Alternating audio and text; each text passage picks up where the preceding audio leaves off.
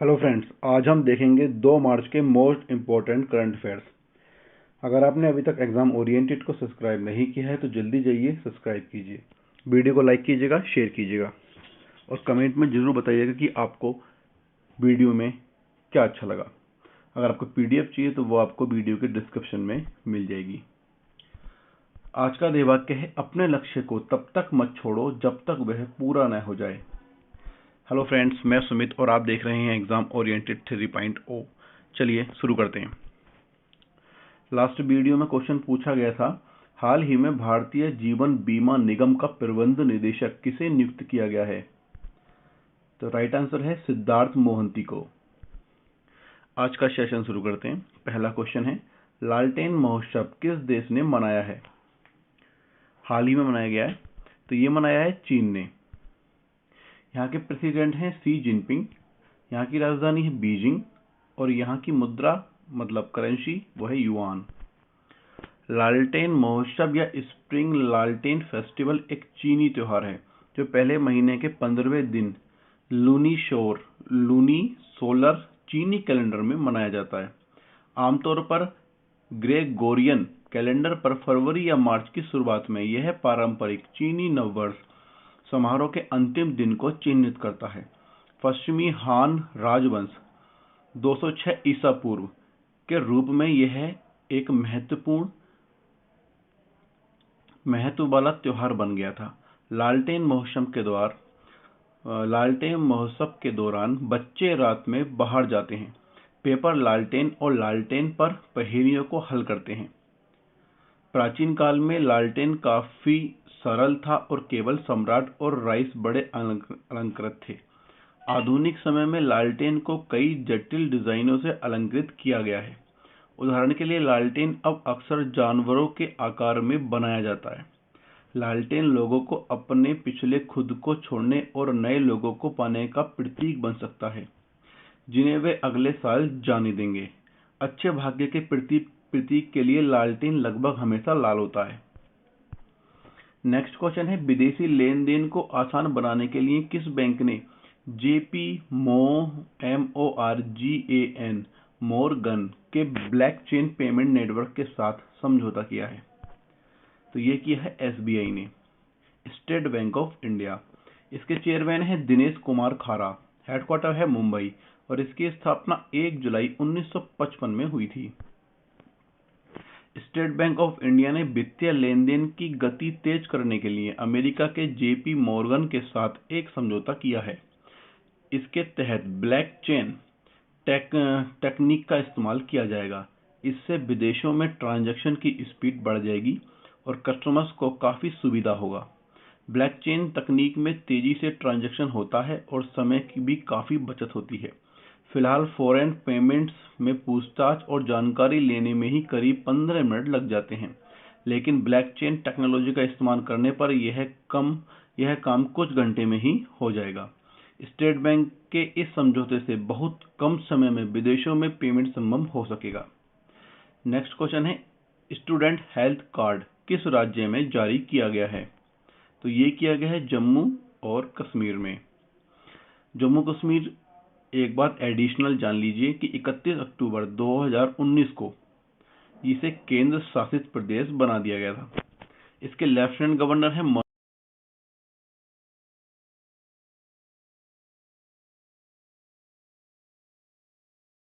राज्य के विभिन्न सरकारी स्कूलों में पढ़ रहे 12 लाख विद्यार्थियों के बेहतर स्वास्थ्य के लिए वीरवार मतलब रविवार को उपराज्यपाल जीसी मुर्मू ने स्टूडेंट हेल्थ कार्ड जारी किया। यह कार्ड विद्यार्थियों के बेहतर स्वास्थ्य के साथ उनके चहुमुखी विकास के लिए होगा। हेल्थ कार्ड राज्य के सभी सरकारी स्कूलों के विद्यार्थियों में बांटे जाएंगे। इसमें विद्यार्थियों का पूरा हेल्थ रिकॉर्ड होगा। इसमें बच्चे के टीकाकरण रिकॉर्ड, द्विवार्षिक परीक्षा, जन्म के समय की कमी, बीमारियां और विकास संबंधी देरी, बच्चों के बीच मौजूदा विकारों की सूची, उनके प्रारंभिक नैदानिक उपकरण और आमतौर पर बच्चों में होने वाली बीमारियों के संक्षिप्त विवरण में जानकारी दी जाएगी। नेक्स्ट क्वेश्चन है, नतालिया बोर्डियानोवा को यूएन गुडविल एम्बेसडर नियुक्त किया गया है। यह किस देश की है? तो ये है रूस की। रूस के प्रेसिडेंट हैं व्लादिमीर पुतिन। यहाँ की राजधानी है मॉस्को और करेंसी है रूबल। संयुक्त राष्ट्र में ये बात बोली गई है कि रूसी सुपर मॉडल और परोपकारी नतालिया बोर्डियानोवा बुधवार को संयुक्त राष्ट्र की सद्भावना राजदूत बन गईं। महिलाओं और लड़कियों के यौन और प्रजनन अधिकारों को बढ़ावा देने और उनके शरीर के कलंक से निपटने का वादा किया। वह यूएन जनसंख्या निधि के लिए एक प्रचारक होंगी, जो अब खुद को यूएन की यौन और प्रजनन स्वास्थ्य एजेंसी कहती हैं, जिसे यूएनएफपीए के रूप में जाना जाता है। सरस आजीविका मेला का उद्घाटन कहाँ किया गया है? तो ये किया गया है नोएडा में। और नोएडा कहाँ है? ये है उत्तर प्रदेश में। नोएडा हाट में सरस आजीविका मेला 2021 चल रहा है। मेले का उद्घाटन केंद्रीय मंत्री नरेंद्र सिंह तोमर ने किया। नरेंद्र सिंह तोमर ने इस परियोजना का उद्घाटन करते हुए कहा कि ग्रामीण विकास मंत्रालय स्वयं सहायता समूह SSHG के तहत अधिक महिलाओं को शामिल करने के लिए काम कर रहा है। SHG ने पारिवारिक आय बढ़ाने और जीवन की गुणवत्ता में सुधार करने में महत्वपूर्ण भूमिका निभाई है। ग्रामीण विकास मंत्रालय द्वारा चलाए जा रहे मेले में 27 राज्यों के 300 से अधिक ग्रामीण स्व सहायता समूह और शिल्पकार भाग ले रहे हैं। नेक्स्ट क्वेश्चन है, नम्मा कार्गो सेवाएं हाल ही में किस राज्य ने शुरू की हैं? तो ये की हैं कर्नाटक ने। कर्नाटक के चीफ मिनिस्टर है YS येदियुरप्पा। गवर्नर है बाजूभाई बाला और यहाँ की राजधानी है बेंगलोर। कर्नाटक के मुख्यमंत्री BS येदियुरप्पा ने 26 फरवरी 2021 को नम्मा कार्गो सेवाओं की शुरुआत की। इस सेवा का शुभारंभ विधानसभा में किया गया। इस स्थान पर राज्य सड़क परिवहन निगम पार्सल का परिवहन करेगा, अधिक राजस्व उत्पन्न हो सके। इस स्थान पर सड़क इसका जो परिवहन निगम पर्सनल का परिवहन जो होगा, जो भी पार्सल होगा, उसे अगर परिवहन किसी के रूप में एक जगह से दूसरी जगह पहुंचाना है तो उससे अच्छा खासा राजस्व उत्पन्न होगा। कार्गो सेवाओं को कर्नाटक के 109 बस स्टेशनों पर लागू किया जाएगा। इसे आंध्र प्रदेश, गोवा, तेलंगाना, महाराष्ट्र, तमिलनाडु और केरल में चयनित स्थानों पर भी लागू किया जाएगा। इन सेवाओं के शुभारंभ के साथ परिवहन विभाग का अनुमान है कि सामान्य राजस्व आय 70 करोड़ से बढ़कर 80 करोड़ रुपए प्रति वर्ष हो जाएगी। नम्मा कार्गो सर्विसेज के पहले चरण में कर्नाटक के 88 तालुकों और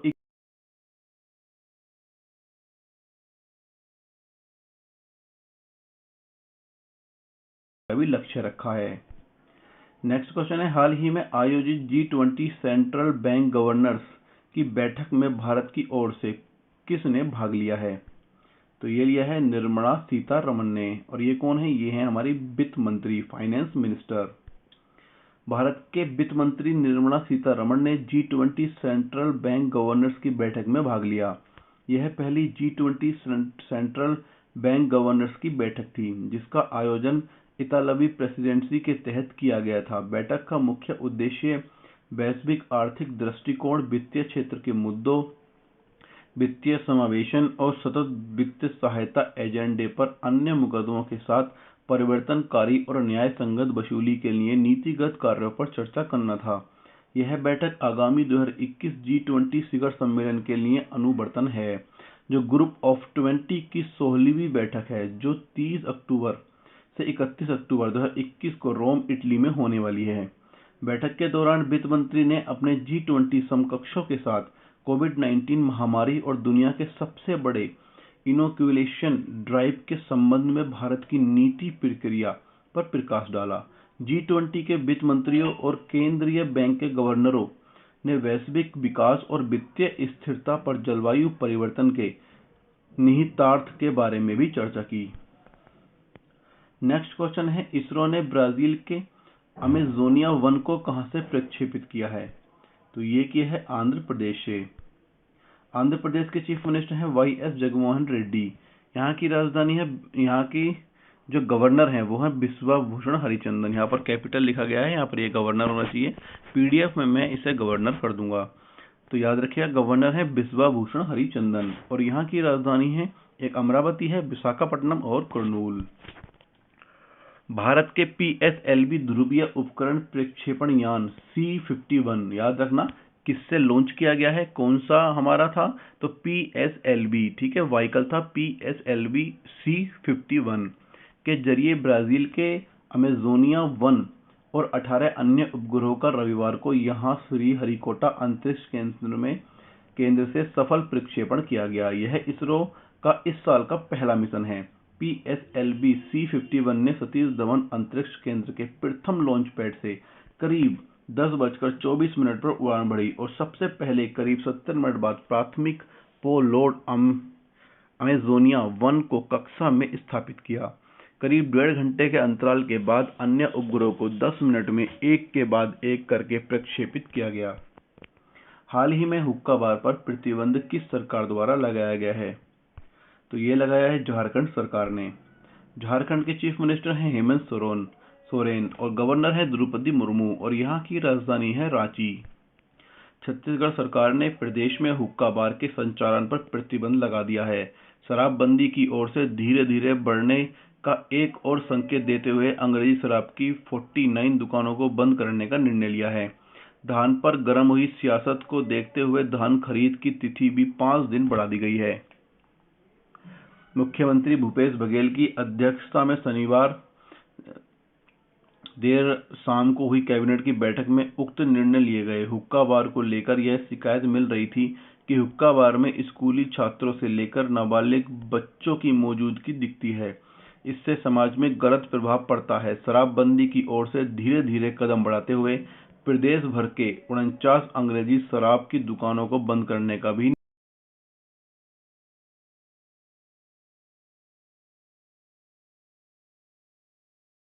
काहिरा में शॉटगन वर्ल्ड कप में भारतीय पुरुष स्कीट टीम ने कौन सा पदक जीता है, तो ये जीता है कांस्य पदक।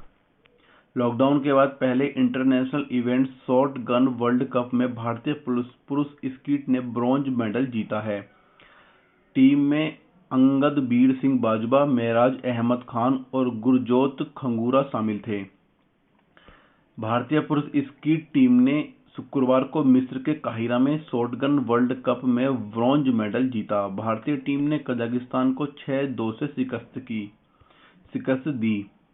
लॉकडाउन के बाद यह पहला इंटरनेशनल टूर्नामेंट है। भारतीय टीम में अंगदबीर सिंह बाजवा, मेराज अहमद खान और गुरजोत खंगूरा शामिल हैं। इंडिविजुअल इवेंट में 6 शूटर फाइनल ड्रा में पहुंचे, लेकिन कोई भी मेडल नहीं जीत पाया। ओलंपिक कोटा हासिल कर चुके बाजवा और खान से काफी उम्मीदें थीं, लेकिन वे दोनों कुछ खास नहीं कर पाए। खान 28वें नंबर पर रहे, उन्होंने 150 में से 113 पॉइंट अर्जित किए, जबकि बाजवा 30वें स्थान पर रहे, उन्होंने भी 113 पॉइंट लिए थे। इस क्वेश्चन का जवाब आपको कमेंट में बताना है। राष्ट्रीय मतदाता दिवस किस दिन मनाया जाता है? अगर आपको वीडियो अच्छी लगी तो लाइक कीजिए, शेयर कीजिए, सब्सक्राइब कीजिए, बेल आइकन को ऑन कर लीजिए और PDF चाहिए तो वो आपको वीडियो के डिस्क्रिप्शन में मिल जाएगी। और अगर कोई भी क्वेश्चन यहाँ पर गलत होगा तो कोशिश की जाएगी कि PDF में उसे सही कर दिया जाए। चलिए मिलते हैं अगली वीडियो में। धन्यवाद।